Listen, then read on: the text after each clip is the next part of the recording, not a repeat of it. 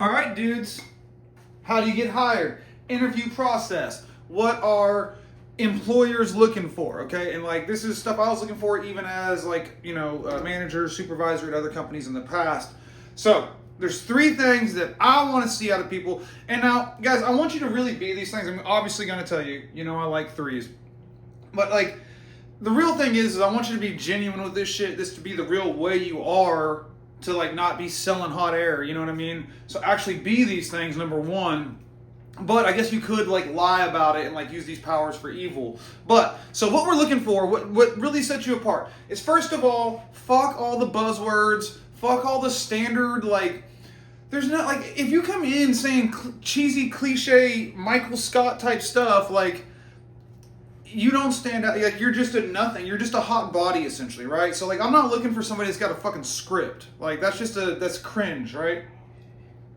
So don't try to have some magic password or like have some like prepare answers even. Don't do that, right? I mean, like maybe like, shower thoughts, like think about what you'd want to say for like, so anyway. But what you want to do is show that you're independent, right? Because anybody that's managing a lot of people or has a lot going on, the most valuable guy to you oftentimes is the independent worker that you can, kind of trust to just not need to be micromanaged, someone that you can delegate to. So if you definitely want to convey in the interview process that that you can be delegated to. They can say, hey, you go do this, and you're not gonna need to have your hand held the whole time, right? You can be shown something and remember it and do it again, and work independently quickly. That's like a big thing. You want to get that across big time in an interview.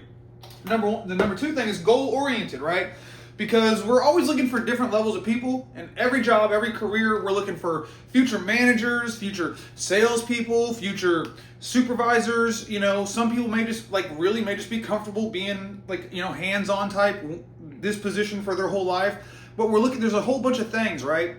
And so if you want to be like, the boss one day, you're like, I want to be like a dude that's considered for management from the beginning, goal-oriented, specific. You know what I mean? The more specific the goal is, the more detailed your plan is to how you want to get there. And like, even if it makes you look dumb, like I had one guy in an interview tell me some shit that it did kind of make him sound dumb because like what his goal was.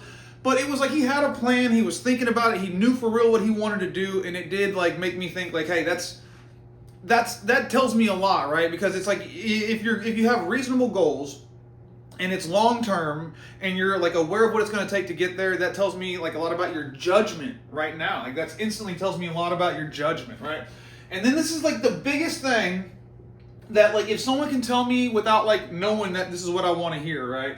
If someone can like convey to me that they start and finish, that's the biggest. Oh my God, that's the biggest. This is why there's so many positions that like require college degrees in like the corporate world, where you wouldn't really need a college degree to do the job, right?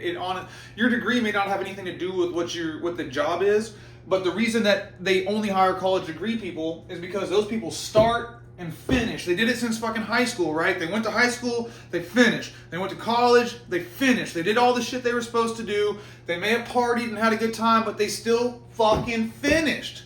So that's why the college boys do have an edge over you right away. That 4-year degree is a big piece of credibility, because in my mind, these are the three factors that I'm looking for that make someone stand out, to where if I'm interviewing someone and they're able to express to me that they can work independently, like that their whole goal, like what I would tell people when I was like an employee, I remember I said this in an interview one time. I told the boss, I was like, all I want you to hear out of me is yes, sir, and it's done. That's my goal, is that's all you hear out of me.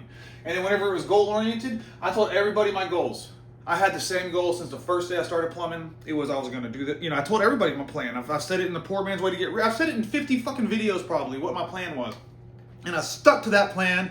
And now I just got done cooking steak and bacon in my shop, drinking coffee, and I'm bullshitting on YouTube for a minute just because it's Friday and I feel like it. But, if you can express them that you have reasonable goals, you have a plan to get there. Because it's one thing to say, my goal is to be a billionaire. Shut the fuck up, right? It's shut the fuck up. Like, it's like, if someone's like, my goal is in 5 years to be like a really efficient supervisor in this industry, like where, like I am ahead of my peers in my ability to get jobs done. you know, like something related to the job. And don't script it. Don't buzzword it. Like, that's lame. Like, because you really want to come across as authentic, too. Because if you're just telling me what some dickhead on, I'm a dickhead on YouTube, but some asshole on YouTube said to say, like, and you're like, oh, when they say this, say, like, my strengths are my weaknesses, blah, blah, blah. That's lame. Like, I don't believe you. Now we're not even having a real conversation, right? We're not even really talking. You're just saying, like, we're both playing a role, right? So just be genuine and, like, please be these things, you know? But that's what we're looking for. And it's not stupid answers like where you worked at before. It doesn't make a fuck, right? Like, it does and it doesn't. Like, anything you did in the past, it does and it doesn't. Most people are hiring, like, based off the way, like, if they think you're going to be a good fit, right? Because I can teach, like, we know how to do this stuff, right? Whatever the industry is, the person interviewing you knows how to do this shit, and they probably think they could teach a fucking monkey how to do it, right? So you just need to be that monkey that they're like, I think this one's going to show up on time. I think they're going to do all this shit. I think they look like they really have a plan for the future. Helps out a ton, and that's all we're looking for. So, I don't know. This may not be good for anybody. This certainly works with the trades. So, like, if you're like some other position, if you're like an HR person who does hiring, and this is bad advice, okay, fair enough. I'm just talking to, you know, dudes who want to get hired in these trades. Let them know that your goal is to be independent. You don't want to have to be, you know, you want to be someone they can just fucking delegate to. That way you can increase their manpower. You can really increase what that manager is able to get done, right? You're goal oriented.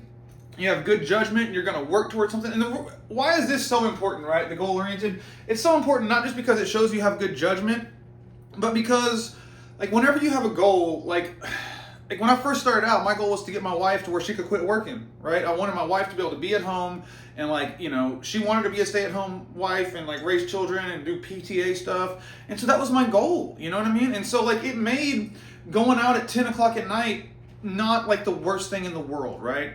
Like, it made it to where, like, I'm not just working to get beer money, right? I'm working for something.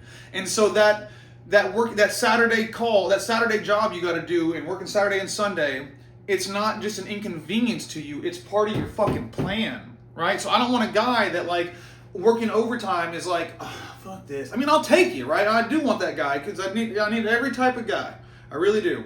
But, like, if you want to stand out and, like, you let me know you have a goal and that's what matters, and this job is part of that goal, well, fuck, like, our interests are aligned. And remember, my whole goal is I want to align my interest, my employee's interest, and my customer's interest. And that's a three-way where everybody gets off, you know? And then start and finish, that's how you don't be a pain in my ass. If you let me know that, like, yeah, you give me a task, I'm going to fucking take it to the fucking end, that means I can go on vacation. That means I can, like, relax a little bit. If you can start and finish, I can scale to infinity. You know what I mean? The only way you can scale is if you get people that can actually start a job and finish it with the quality results you need. Right? Because there's so many employees who will see, oh, this needs to be done, but someone will get to it and walk on by, right? But then now the manager has to get involved and scheduling has to happen and all types of shit whenever you could have just done it. You know what needs to happen, do it. If you start and finish and you make that come across, you're an all-star candidate right then and there. I don't care where you're from. Like, if you haven't worked anywhere and you're not in this industry and you're applying for an entry-level job and you can express these things, I guarantee you they're going to be like, no, I got a good feeling about this one. I got a really good feeling about this one. But use those powers for good, not evil.